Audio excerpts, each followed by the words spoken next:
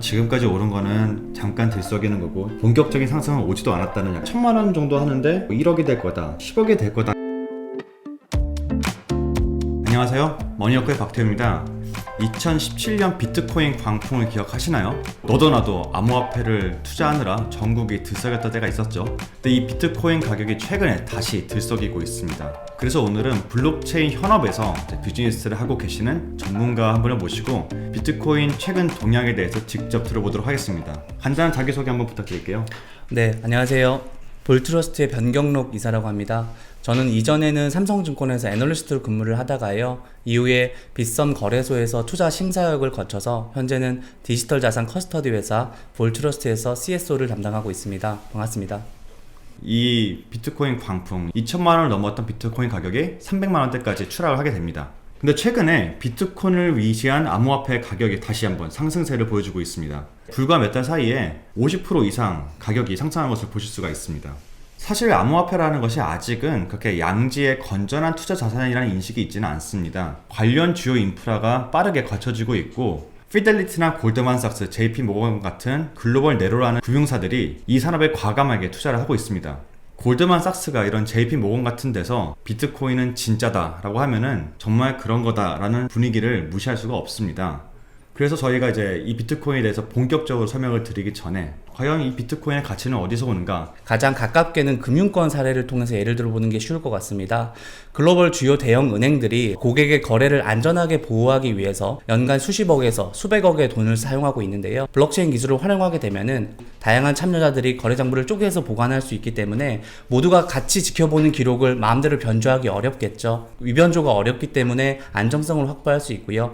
어떤 참여자가 해당 거래 정보를 누가 가지고 있는지 밝힐 필요가 없기 때문에 익명성도 역시 가져갈 수가 있죠. 지금 개별 은행들이 거래를 안전하게 보관하기 위해서 쓰고 있는 많은 비용들을 절약할 수가 있겠죠. 사실은 이 비트코인 한 개가 물론 이제 단위의 문제긴 하지만 현재 한 1000만 원 정도 하는데 이게 뭐 1억이 될 거다, 10억이 될 거다, 뭐 이런 말도 나오고 있어요. 네. 갑자기 어떤 계기로 이렇게 비트코인 가격이 오르게 된 거죠? 네, 뭐 실제로 비트코인은 올해 들어서 지난 두 달간 뭐 40-50% 정도 단기에 매우 급등한 양상을 보였는데요. 이유는 사실 반감기를 많이 예를 들고 있습니다. 반감기라 하면은 비트코인 같은 경우는 매 10분마다 새로운 블록이 형성되면서 새 블록이 생성될 때마다 거래 기록을 인증하면서 사실 그 체인을 넓히면서 해당 거래를 검증하는 시스템을 차용을 하고 있는데요. 매 10분마다 블록이 형성될 때마다 이 채굴자들에게 블록 보상의 형태로 비트코인을 지급하게 돼 있습니다. 지금은 12.5 비트코인을 매 블록마다 보상을 하게 되는데요. 올해 5월로 예상되는 반감기 이후에는 새로 지급되는 비트코인이 절반으로 감소하는 이벤트가 있습니다. 비트코인은 사실 2009년에 처음에 개발되고 나서요, 두 번의 반감기를 좀 겪었습니다. 사실 정확히 4년 주기는 아니고요, 일정 블록이 생성되는 주기마다 반감기를 겪게 되는데요. 비트코인은 2100만 개라는 총 발행량이 정해져 있는 이제 암호화폐거든요. 근데 지금 1800만 개 정도가 이제 채굴이 돼서 시장에 유통이 된다고 추정이 되는데요. 일반 법정화폐는 사실 이론적으로는 국가의 결정에 따라서 무한대로 발행 가능하기 때문에 인플레이션 이슈가 위험 요소로 좀 지적이 되는 반면에 암호화폐는 총 발행량도 정해져 있고 지금 비트코인 반감기와 같이 새로 신규 발행되는 것도 계속 줄어드는 시스템이라서 신규 공급이 감소하기 때문에 가격에는 아주 결정적인 요소로 많이 작용을 해왔습니다. 그래서 2012년에 한번 반감기가 있었고요, 16년에 있었고요, 이제 올해 5월 중순에 도래할 예정에 있습니다. 비트코인에 뭐 1억까지 간다, 10억까지 간다의 근거가 뭐냐 했을 때 사실 이 금의 시총을 얘기하시는 분들이 많아요. 뭐 지금 비트코인 시총이 정확히 한 어느 정도 되죠? 비트코인은 지금 2천억 달러 정도 시총을 형성하고 있는데요. 아까 말씀하신 금의 시총에 대비했을 때 한 50분의 1 정도입니다. 사실 비트코인이 이제 저희가 디지털 골드라고 표현해서 향후에는 이제 금 시장의 수요를 일정 부분 대체할 거라고 예상하는 가장 큰 이유가 가치 저장 수단으로서 금보다 디지털 골드인 비트코인의 어떤 구매 욕구, 보관 욕구가 더 강하다고 저희는 예측하고 있기 때문인데요. 결국 이 가치 저장 수단으로서의 어떤 필수 요건들, 뭐 환금성이라든지 가치 안정성, 불가역성 이런 것들, 보관 용이성을 봤을 때 지금의 금보다 비트코인이 사실은 지난 10년간의 어떤 트랜잭션이나 블록이 생성되면서 안정성을 갖던 기록을 봤을 때는 충분히 대체될 가능성이 높다고 보는 거죠. 사실 사람들이 가장 궁금한 건 이거거든요. 언제까지 오를 수 있느냐? 이사님께서는 한 두세 배 정도를 보시는 건지 아니면 한간에 말씀하시는 10배, 100배까지 보는 그런 뷰를 갖고 계신지 좀 궁금합니다. 좀 나눠서 말씀을 드려야 될 것 같은데요. 먼저 단기적으로는 앞서 살펴봤듯이 뭐 반감기 영향이 절대적이라고 사실 보여집니다. 시장 수요는 고정되어 있다고 가정했을 때 어쨌든 신규로 공급되는 공급량이 반으로 주는 거기 때문에 가격이 결정적인 변수라고 보고 있고요. 지난 반감기를 좀 살펴보더라도 첫 번째 반감기가 12년 11월에 있었는데요. 이후에 한 14개월 정도 좀 점진적인 가격 상승에 있어서 2013년 12월에 고점을 형성한 적이 있고요. 이후에 좀 조정을 보이다가 두 번째 반감기가 2016년 7월에 나타났습니다. 그로부터 18개월 정도 또 가격이 점진적으로 상승해서 2017년 12월 아까 얘기했던 그 시점에 또 고점을 형성한 적이 있거든요. 어쨌든 여기서 중요한 것은 반감기 이전보다는 이후에 1년에서 1년 반 정도 가격 강세가 나타났다는 것이 좀 주목해 줄 부분이고요.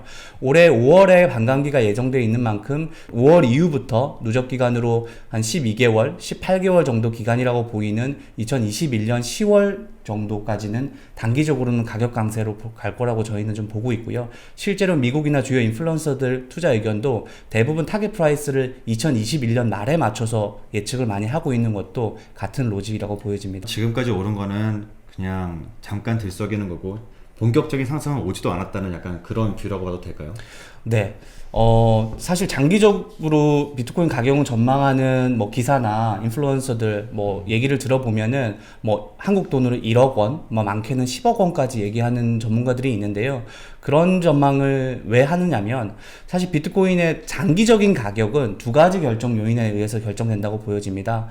아까 말한 어떤 디지털 골드로서 금 시장의 수요를 가져오는 부분인데요. 이것은 가치의 저장 수단으로서 글로벌리 투자자들과 일반 참여자들이 얼마나 컨센서스가 더 커지냐에 대한 부분인데 최근에 워렌 버핏이 글로벌 암호화폐 재단 트론 재단 대표와 점심 식사 이벤트를 가졌는데요. 워렌 버핏이 블록체인이 결제 시장에서 상당히 잠재력이 있으며 향후 어떤 역할을 할지 매우 기대된다 이런 발언을 했습니다.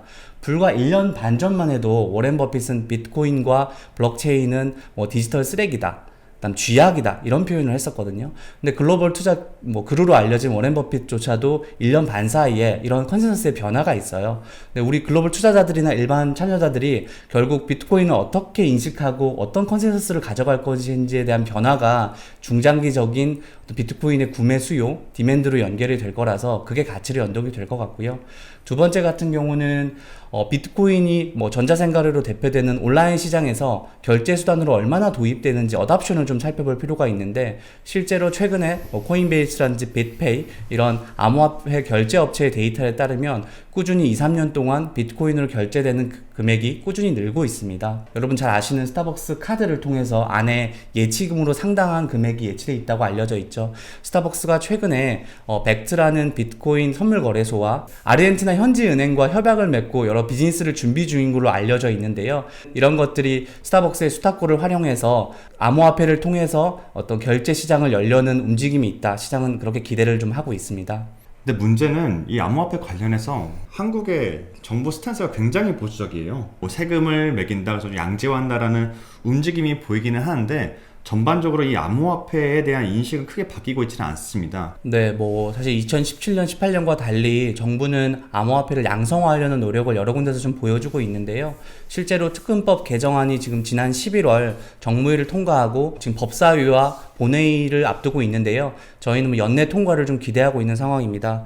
그리고 국회에서 암호화폐 과세 관련된 심포지엄이 개최가 됐었는데요. 저희는 이번 7월 세법 개정안에 암호화폐 과세 관련된 새로운 결국 과세 체계가 좀 도입될 걸로 보고 있고요. 그에 대한 의견 수렴이 진행 중인 걸로 알고 있습니다. 또 지난주에 한국은행이 정부 발행 암호화폐 CBDC에 대한 연구에 착수하겠다 발표한 바 있죠. 사실 1, 2년 전보다는 조금 더 진지한 태도로 암호화폐 산업을 양성화하려는 움직임을 좀 보여주고 있습니다. 카카오가 클레이튼을 통해서 라인 같은 경우도 일본에서 암호화폐 프로젝트를 실제로 준비하고 가동 중에 있죠.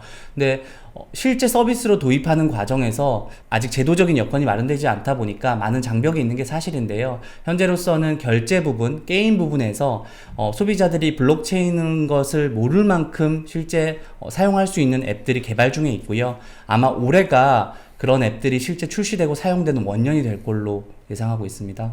그럼 해외는 지금 어떻게 진행되고 있는지 좀 궁금합니다. 네, 아무래도 연관성이 높은 이제 대형 금융사 중심으로 먼저 움직임이 있는데요. 이미 골드만삭스 같은 경우는 2017년에 암호화폐 전담 태스크 팀을 구축으로 해서 운영 중에 있고요.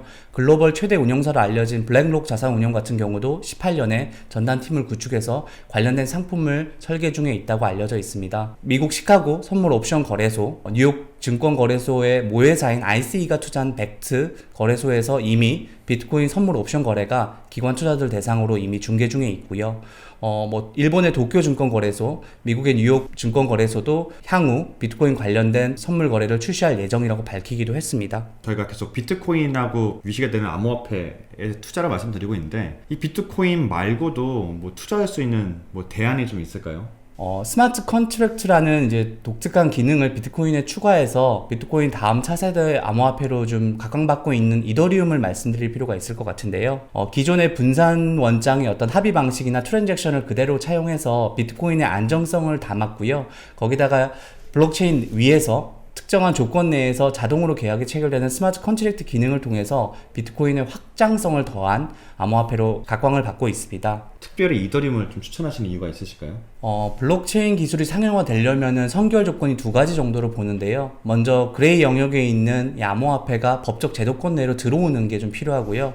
두 번째는 우리가 킬러 앱이라고 하는 실질적인 서비스가 등장하는 게 필수적입니다. 저희는 이 키를 글로벌 대기업들이 쥐고 있다고 생각하는데요. 사실 올해는 글로벌 대기업들이 블록체인 기술을 어떻게 적용하고 그것들을 토대로 어떤 서비스를 내놓을지를 집중해서 봐야 할 해입니다. 이더리움 같은 경우는 이미 엔터프라이즈 이더리움 얼라이언스라는 그룹을 통해서 글로벌 대기업들과 함께 여러 가지 연구를 하고 있는데요. 업종을 뛰어넘어서 글로벌 기업들이 모두 이더리움에 기반해서 블록체인을 어떻게 활용하고 적용할지 연구하고 있습니다. 또 이더리움 같은 경우는 올해 내년에 큰 이벤트를 하나 앞두고 있는데요. 앞서 잠깐 얘기 나왔지만은 비트코인 같은 경우는 POW, 채굴을 통해서 합의를 이루어가는 방식이라면 이더리움도 현재는 그렇지만 향후에는 내가 가지고 있는 이더리움만큼 블록 보상을 받는 POS, 지분 합의 방식으로 방식 전환을 앞두고 있습니다. 그렇다면 지금 유통되고 있는 이더리움이 1억 개 정도 되는데요. 이 지분 합의 방식으로 전환하게 되면은 갖고 있는 이더리움을 구매하고 보관하려는 수요가 매우 늘어나게 됩니다. 최소 40에서 60% 정도 이더리움이 보관 상태로 잠기게 되겠죠. 그래서 이런 부분은 가격에 매우 긍정적인 역할을 할 걸로 기대하고 있습니다. 모두가 아시다시피 이 암호화폐, 비트코인 투자를 하려면은 일단은 굉장한 담력을 요구를 합니다. 이런 암호화폐를 투자하기 위해서 적절한 방법이 있다면 어떤 게 있을까요? 네, 아무래도 암호화폐 시장은 지금 아주 초창기적인 모습, 미성숙한 시장의 모습을 띠고 있기 때문에 변동성이 극도로 높은 게 사실입니다. 때문에 전체 금융자산 포트폴리오에 1%, 5% 정도 비중만 편입해도 전체 포트폴리오의 수익률에 미치는 영향이 꽤 크거든요. 때문에 아주 작은 비중을 통해서 수익률을 끌어올리는 역할로 활용하시는 게 좋을 것 같고요. 비트코인이나 이더리움 정도의 명확한 그림이 있는 대형 암호화폐 위주로만 살펴보시는 게 옳은 투자 전략일 것 같습니다. 올해 그 비트코인을 위시한 블록체인 기술이 시장에 도입되고 활용되는 아주 중요한 도입의 원년이거든요. 여러분들 많이 공부하시고 연구하셔서 이런 부분을 수혜와 많은 경험을 얻기를 바랍니다. 오늘 머니워크는 여기까지고요. 오늘도 재밌게 보셨으면 좋아요, 댓글, 구독 꼭 해주시기 바랍니다. 감사합니다.